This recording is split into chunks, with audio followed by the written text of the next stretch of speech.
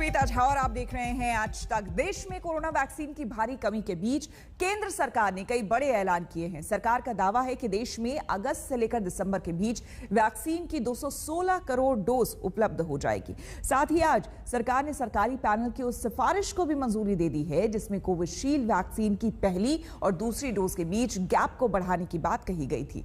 यानी कि अब कोविशील्ड लगवाने वाले लोगों को दूसरी डोज 3 से 4 महीने के बाद लगेगी।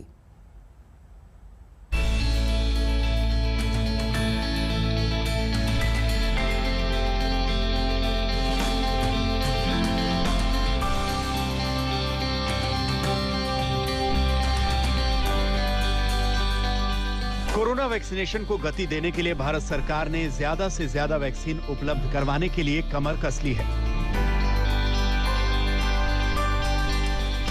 अगस्त से दिसंबर तक कुल 216 करोड़ वैक्सीन डोज उपलब्ध होने की उम्मीद है। इसमें से 55 करोड़ कोवैक्सीन की डोज, 75 करोड़ कोविशील्ड की डोज, 30 करोड़ बायो ई सब यूनिट वैक्सीन की डोज, 5 करोड़ जायडस कैडिला डीएनए की डोज, 20 करोड़ नोवैक्स की डोज, 10 करोड़ नेजल वैक्सीन की डोज, 6 करोड़ जिनोवा की डोज और 15 करोड़ स्पुतनिक की डोज उपलब्ध होंगी।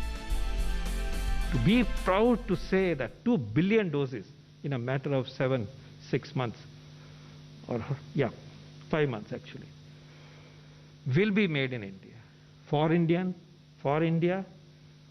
for people of India. तो इसमें कोई दो राय नहीं होनी चाहिए कि vaccine will be available for all as we move forward. Covishield और कोवैक्सीन के बाद रूसी वैक्सीन स्पुतनिक वी तीसरी वैक्सीन होगी जो भारत में लगना शुरू होगी। स्पुतनिक की दूसरी खेप शुक्रवार को भारत पहुंच जाएगी। इससे पहले 1 मई को स्पुतनिक की पहली खेप भारत पहुंची थी। अगले हफ्ते से स्पुतनिक वैक्सीन देश में लगने लगेगी। जुलाई से स्पुतनिक वी का उत्पादन भारत में भी किया जाने लगेगा। स्पुतनिक वैक्सीन देश में आ गया है और आज मुझे ये कहते हुए खुशी है कि अगले हफ्ते हमें उम्मीद है कि Sputnik vaccine will be available in the market. जो लिमिटेड सप्लाई पहली आई है वहां से वो उसकी बिक्री शुरू होने की उम्मीद है अगले हफ्ते, अर्ली नेक्स्ट वीक, और उसके बाद उनकी और सप्लाईज आएंगी और फिर जुलाई के महीने से ये बनना शुरू हो जाएगा और ये सब कुछ उस पीरियड में 15.6 करोड़ तक बनने का एस्टिमेट है from the company and from the information that's available to us. केंद्र सरकार की तरफ से अब वैक्सीन के मामले में पूरी आजादी दे दी गई है। नीति आयोग के मुताबिक राज्यों को विदेश से वैक्सीन मंगाने की कोई दिक्कत नहीं आएगी। राज्य बिना किसी लाइसेंस के ही वैक्सीन का आयात कर सकेंगे।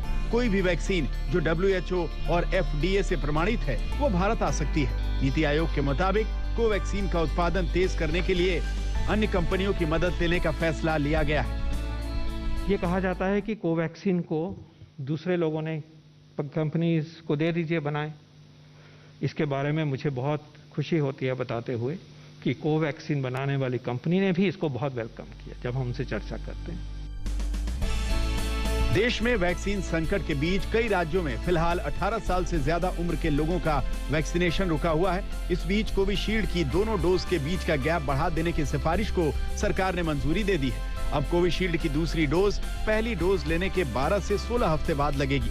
मार्च में केंद्र सरकार ने कोविशील्ड की 2 डोज के बीच 4 से 8 हफ्तों का वक्त रखा था। शुरुआत में यह समय सीमा 4 से 6 हफ्ते थी। हालांकि कोवैक्सीन की दूसरी डोज के समय में कोई बदलाव नहीं किया गया है। सरकार का दावा है कि उसने यह फैसला अन्य देशों में हुई स्टडी को आधार बनाकर लिया है।